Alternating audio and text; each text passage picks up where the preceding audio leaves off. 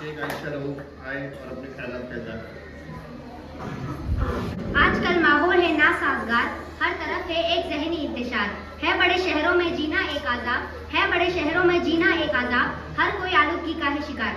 साहबा इकराम, जनाब सदर और मेरे हम मकतब साथियों, अस्सलाम वालेकुम।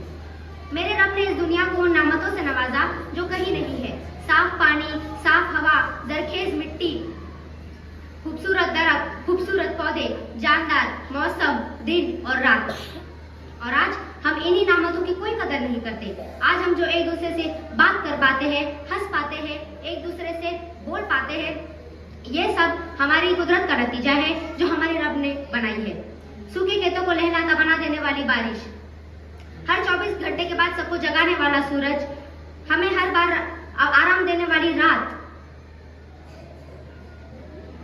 सांस देने वाली हवा, उस हवा को साफ करने वाले दरख्त, हमें रोटी देने वाली जमीन जिसकी एक वक्त पर बहुत कीमत हुआ करती थी, आज उसकी कोई कीमत नहीं है। सब तो इस नायाब चीज का इस्तेमाल हमेशा अपने कामों में करते हैं। हाजिर महफिल, आज इंसान इतना मतलबी हो गया है कि वो अपने मतलब के लिए कुदरत को भूल गया है, उस कुदरत को जिसने उसे आज जिंदा रखा है। अपने मस्कनों को तामीर करने के लिए हर साल लाखों दरख्त काट दिए जाते हैं। अगर ये दरख्त नहीं रहेंगे तो ये हवा साफ और शिफाफ कैसे रहेगी? बड़े पैमाने पर कारखानों, गाड़ियों और ईंधन का इस्तेमाल होता है, जिससे दुनिया का दर्जे हरारत बढ़ता जा रहा है। जब दुनिया पर इंसानों का वजूद ना था तो ये दुनिया किसी खूबसूरत जन्नत की माने दिखाई पड़ती थी, मगर अब जब इस दुनिया को देखते हैं तो यह किसी कैद खाने की तरह दिखाई देती है।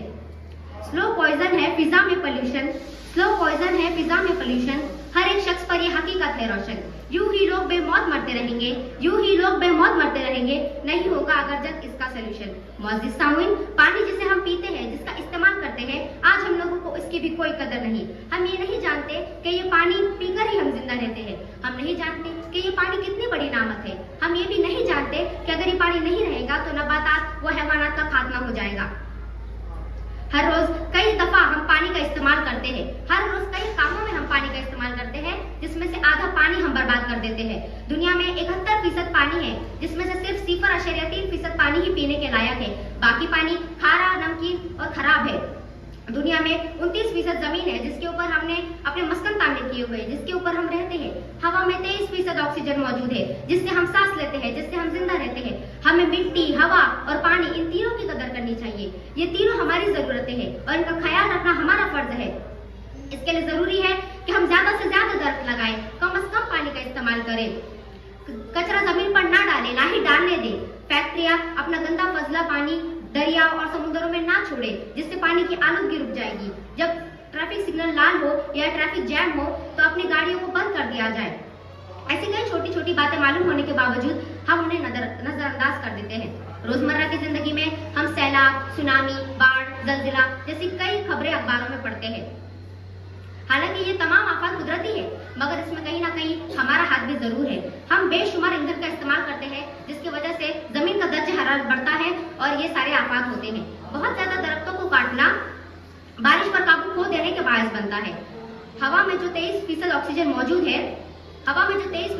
मौजूद है वो हमारे जलाए हुए ईंधन और गाड़ियों से निकलने वाले कार्बन डाइऑक्साइड की वजह से कम होती जा रही है। पीने के लिए पानी भी खत्म होता जा रहा है, क्योंकि फैक्ट्रियां अपना फजला पानी नदियों और तालाबों में छोड़ देती है, जिससे पानी की किल्लत होती रहती है। दुनिया को वो वक्त दूर नहीं जब एक दिन इस दुनिया का इस आलूदगी की वजह से खात्मा होगा, और उस आलूदगी की वजह सिर्फ हम बनेंगे, हम इंसान। मुख्तलिफ मुकामात पर भी सुनामी, जलजिला जैसी कई खबरें सुनने में आ रही है। ये सब हमारा नतीजा है। अगर हम अपना ईंधन थोड़ा कम कर दे, अपनी जरूरतों को थोड़ा कम करें, पानी कम जलाए, ईंधन कम जलाए, तो ये सारी परेशानियां जल्द ही ठीक हो सकती है। सबसे पहले तो ग्लोबल वार्मिंग की वजह से कुतुब शुमाली की तमाम बर्फ पिघल जाएगी और पूरी दुनिया में उसकी तबाही होगी। और ये बर्फ ऐसी ना होगी कि 1 या 2 दिन में इससे राहत मिल जाए। ये बर्फ ऐसी होगी कि चीन और अमेरिका जैसे बड़े बड़े ममालिक में ये अपनी तबाही फैलाएगी। उसके बाद ज्यादातर बेशुमार दरख्त काटने की वजह से बारिश पर काबू खो जाएगा, और या तो लामहदूद बारिश होती रहेगी या फिर कहत पड़ जाएगा। किसी को पीने के लिए पानी नहीं मिलेगा। उसके बाद हवा की आलूदगी की वजह से हवा में ऑक्सीजन जो 23% है वो भी खत्म हो जाएगा और तमाम जानदारों को सांस लेना मुश्किल हो जाएगा। मेरे अजीज साथियों, ये सब होने में अभी काफी वक्त है, मगर ये सब होने से पहले हमें इसे रोकना चाहिए। इससे लिए आप लोग मेरा साथ दो, इस दुनिया को बचाओ, इस दुनिया को बचाओ। आओ हम सब मिलकर इस आलूगी को रोके, इस पोल्यूशन को रोके, अपनी दुनिया को तबाह होने से रोके। आओ इस दुनिया को ठीक वैसा ही बनाएं जैसे जिंदगी की शुरुआत में था। अजीज साथियों, ऑक्सीजन की कम होने पर हमें एक खतरा और होगा कि अगर ऑक्सीजन कम हो गई तो ओजोन से जो सूरज की शुआओं से हमारी हिफाजत करती है वो नहीं रहेगी। फिर सूरज की अल्ट्रावायलेट खतरनाक शुआएं हमारी जमीन को जलाकर राख कर देंगी। उसके बाद सूरज अपनी सकली कशिश से हमारी जमीन को अपने अंदर निगल लेगा और हम ये सब रोक नहीं पाएंगे। अजीज दोस्तों, सिर्फ हमारी ये छोटी छोटी गलतियां करने से एक ऐसी आफत आ सकती है जो पूरे आलम को तबाह कर सकती है। मुझे उम्मीद है आप मेरी बात को गौर फिक्र से सुनेंगे और साथ ही में उस पर अमल भी करेंगे। हम इस बुलंदी पर आ गए हैं कि अपनी परवाज़ खो ना बैठे। हम इस बुलंदी पर आ गए हैं कि अपनी परवाज़ खो ना बैठे। तो आओ अपने बगल की खातिर जरा सी नीचे उड़ान कर ले।